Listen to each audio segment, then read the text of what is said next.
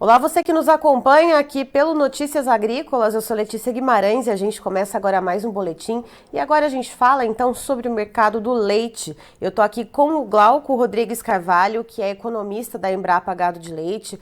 A Embrapa Gado de Leite, ela libera em alguns períodos do mês alguns boletins de conjuntura de mercado e o Glauco está aqui, então a gente vai comentar um pouquinho a respeito de algumas informações que a Embrapa já divulgou, inclusive que você encontra no site Notícias Agrícolas, e tentar então projetar o que se pode esperar para esse mercado. Seja muito bem-vindo, Glauco. Obrigado, Letícia. Boa tarde a todos aí. É um grande prazer estar com vocês aqui sempre. Glauco, o ano de 2023, o que a gente pode esperar? Pelo menos vamos colocar aqui para o primeiro semestre do ano, tentando não estender um pouco essas previsões dessa bola de cristal, né? Que a gente às vezes faz essa pergunta, qual que é a previsão?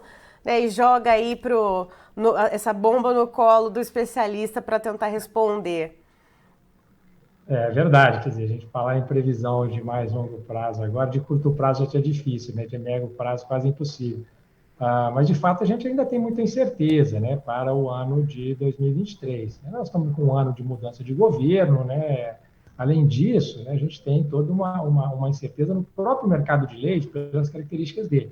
O que a gente está vendo agora, que dá para a gente tirar algumas inferências, a gente termina o ano de 2022, a gente termina com queda na produção, com queda no consumo. Foi um ano complicado, principalmente em termos de rentabilidade, numa parte do ano, a gente começa o ano com a rentabilidade muito ruim no campo e termina com rentabilidade ruim. E no meio desse período, né, em função dessa rentabilidade mais baixa no ano, nós tivemos aqueles picos de preço que foi notícia no Brasil todo e chegou ao consumidor. O fato é que a gente vira o ano com volume de estoques na mão da indústria relativamente pequeno. Nós tivemos problemas de clima também importantes, né, de seca, principalmente no Rio Grande do Sul, que afetou a produção e tem afetado a rentabilidade dos produtores. E nós tivemos um excesso de chuva que também atrapalhou, né, a captação de leite no Sudeste, no Centro-Oeste, enfim. Então a gente começa o ano assim, não, com uma disponibilidade de leite ela até relativamente baixa. Isso tem já elevado alguma pressão nos preços dos derivados lácteos. A gente está vendo nos últimos 15 dias preço de leite HT, preço de queijo mussarela, tendo alguma recuperação, né, uma alta de preço. Lembrando que esses preços, por exemplo, o leite HT chegou a R$ 6 no meio do ano passado e terminou o ano próximo de R$ 4. Então, ele teve uma queda importante, agora a gente está com ele aí na casa de 4,20 no preço industrial. A gente está tendo já alguma recuperação e uma boa parte disso é porque a entre-safra ela vem se aproximando. Daqui para frente a produção de leite não cresce mais, né, em praticamente nenhuma região. E essa tendência de recuo acaba limitando um pouco a disponibilidade do produto, isso causa uma alta de preço. Acho que o produtor vai ver um pouco esses preços subindo aí nos próximos meses. A intensidade é algo que a gente vai ter que monitorar, até porque se ela é alta, acontece o que aconteceu no ano passado, desestimula o consumo, né?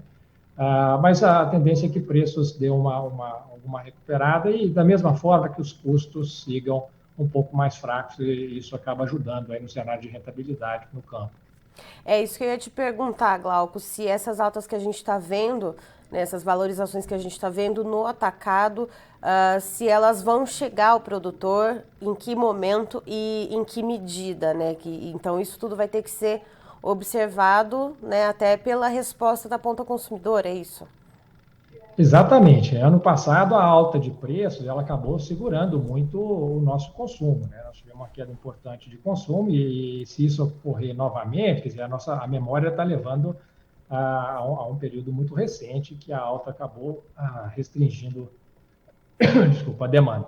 O que a gente olha, né, se a gente pensar provavelmente no preço recebido no próximo mês, a gente já vai ver alguma elevação ao produtor. A intensidade, como eu disse, a gente vai monitorar os últimos preços que a gente vê ao consumidor, ele segue recuando, mas à medida que isso inverte no campo, ele vai chegar, provavelmente março, abril, o consumidor tende a ter um preço um pouquinho mais alto. Em relação à demanda, né? A gente tem essa menor oferta, a gente viu os preços tendo uma certa queda, né, um arrefecimento, pelo menos entre setembro, o pagamento de setembro e o pagamento de dezembro, a gente viu os pagamentos ao produtor sendo menores, então viu esse preço também decrescendo até a ponta consumidora. Como que está esse sentimento do consumidor agora, Glauco? Nas festas de final de ano a gente sabe que tem uma demanda maior por cremes de leite, leite condensado, né, alguns produtos com maior valor agregado. Começo de ano é difícil para todo mundo e para comprar qualquer coisa, né? A gente tem aí várias contas a pagar, vários impostos, enfim, material escolar. Então a gente já tem uma noção de que o poder de compra do consumidor que vinha do ano passado já corroído, chega janeiro, deu aquela piorada, né? Então, como que se vê a demanda nesse atual momento agora? De fato, assim, não dá para esperar muito da demanda nesse momento. Ela vem se recuperando lentamente, não é uma demanda que está vindo muito forte,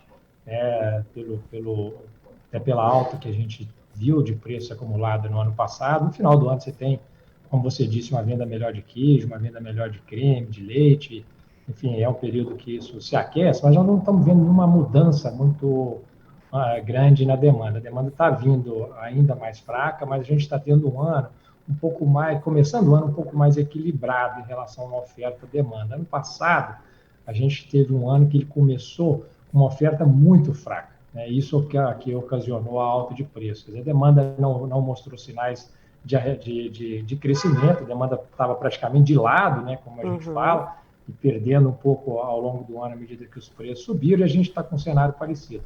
Se a gente olhar um pouco para frente, quer dizer, o que pode contribuir para a gente ter uma demanda um pouco melhor, mas nada expressivo, é que a gente nós estamos vendo uma inflação um pouco mais baixa, né? Isso acaba contribuindo para ter uma sobra maior, né, de orçamento, então acho que esse é um ponto positivo.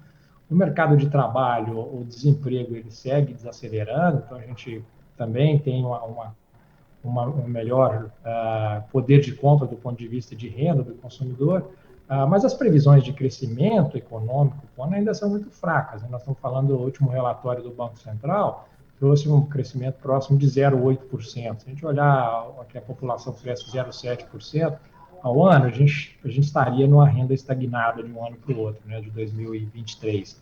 Então, não tem nenhum crescimento econômico muito forte para dar um impulso grande na demanda, mas a gente tendo uma inflação um pouco mais baixa, o desemprego continuar desacelerando, e se os preços dos lácteos não tiver um repique muito forte no meio do ano, e dependendo do retorno da oferta, né, eu acho que isso tende a acontecer, não igual aconteceu ano passado, a gente tem aí um cenário mais equilibrado dentro do mercado brasileiro.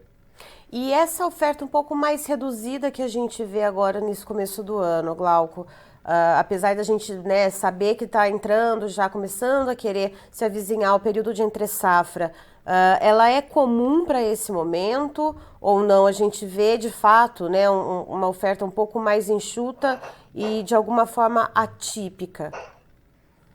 Ela está mais enxuta. Eu diria que o setor como um todo ele encolheu, né? Se a gente pegar o 2020, 2019, a gente tinha um volume maior do que o volume que a gente está tendo nesse momento. Então a gente tem uma oferta que vem menor, mas também um consumo que ele também caiu nos últimos 2 anos. Então a gente também tem um consumo menor. Então o setor se ajustou, mas ajustou para um tamanho inferior ao que ele era. Então a gente de fato tem aí uma aproximação do período de entre-safra. No sul do Brasil, essa entre-safra já está mais pronunciada, e nas demais regiões ela acontece um pouco mais adiante, mas nós estamos passando um momento, de fato, uma oferta um pouco menor, até por isso a gente viu no mês de janeiro, né, a gente está vendo um crescimento mais forte das importações. Isso aí gera alguma preocupação para os produtores, dependendo da intensidade que essa importação vem. A gente sabe que a Argentina está com vários problemas econômicos lá, uma necessidade muito grande de exportar, até para trazer dólar para o país. Então, você tem aí uma pressão maior para que o volume de leite de importação venha mais forte. Ou seja, então é preciso observar como que vai caminhar essa questão da oferta e agora olhar bastante para a demanda, né? Porque a oferta, se a gente tem já essa entre-safra perto, né, de entrar, de começar agora, o ponto de atenção nesse momento é a demanda. Exatamente, acho que o ponto de atenção é na demanda. É claro que as empresas com estratégias de agregação de valor, né, e nichos de mercado, né, a gente tem um mercado de vários nichos, são coisas que podem ser aproveitadas aí para ter uma melhoria de rentabilidade, né, e olhar muito para custos, né, não só o setor industrial, mas também os produtores. Acho que a parte de custo é onde a gente está vendo notícias mais positivas em 2023. Se a gente olhar o mercado internacional, o petróleo vem perdendo valor, se a gente olhar os preços de fertilizantes, eles também vêm recuando, a ureia já tem mostrado uma queda importante, isso aí vai colocando menos pressão de custo na parte de volumoso, né, que é para a alimentação dos animais, né, e o próprio mercado de soja que puxou, agora a gente já está vendo uma chuva na Argentina, então isso pode ter algum ajuste, mas a parte de produção de volumoso é uma parte que tem contribuído mais para uma redução de custos. Mas, obviamente, que o produtor tem que estar com isso muito bem controlado, né, para que ele possa fazer uma gestão melhor. Mas acho que o custo de produção esse ano ele tende a incomodar menos do que aconteceu no ano passado. É claro que com riscos, nós temos ainda uma safrinha de milho para ser plantada, as exportações de milho foram muito fortes, estão fechando o ano com estoques relativamente baixos, então tem que ter uma atenção ao clima, mas uma atenção muito grande na parte de gestão para fazer boas compras e conseguir um custo menor para ter uma rentabilidade melhor na atividade. Certo, Glauco, muito obrigada pelas informações. Você e todo o pessoal da Embrapa Gado de Leite são muito bem-vindos, tanto a estarem aqui com a gente em vídeo, como também com os materiais que vocês divulgam de boletins e conjunturas de mercado, que a gente também faz questão de divulgar no Notícias Agrícolas, com os devidos créditos, sempre essas informações muito bem estudadas por vocês. Tá joia, Letícia, obrigado. A gente fica muito feliz, agradeço. É sempre um prazer estar aqui com vocês e contribuindo aí com o noticiário, com as informações relevantes que vocês levam aí para todos os setores do agronegócio.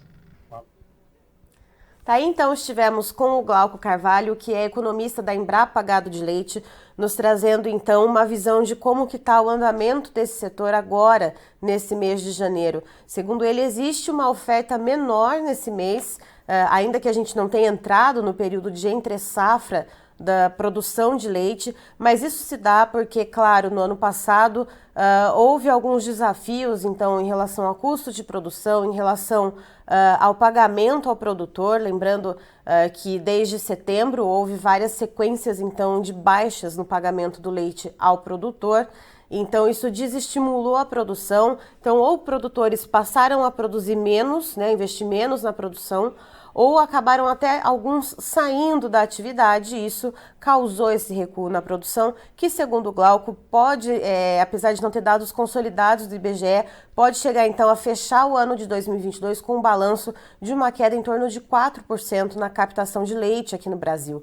Então, se entra nesse ano de 2022 com uma oferta menor, mas com uma demanda mais ou menos equilibrada, então com essa oferta um pouco mais diminuta, né, a gente tem, então, preços em alta, né, começando a aumentar no atacado, justamente por essa questão da oferta mais enxuta. Isso deve chegar em algum ponto ao produtor e também deve chegar em algum momento à ponta consumidora. Mas fato é que esse aumento não pode ser tão explosivo na ponta consumidora, senão a gente vai ver novamente o que foi passado pelo setor em agosto do ano passado, quando os preços de leites e derivados atingiram um pico nas gôndolas do supermercado, o consumidor se afastou e aí sim, né, houve um excesso de oferta de leite que descambou então para uma queda sequencial nos pagamentos ao produtor, desestimulando de fato então a atividade leiteira. Então é preciso observar agora, segundo o Glauco, como que vai ser o andamento da demanda, principalmente, já que com a aproximação do período de entre-safra a gente sabe que a oferta ela vai se escassear ainda um pouco mais. Pode ser que haja a necessidade de importar um pouco mais de leite, o que também acaba pressionando de alguma forma o preço do leite pago ao produtor, ou seja, essas frentes devem ser monitoradas então pelo setor agora, então daqui para frente. Eu encerro por aqui, daqui a pouco tem mais informação para você no Notícias Agrícolas. Fique ligado!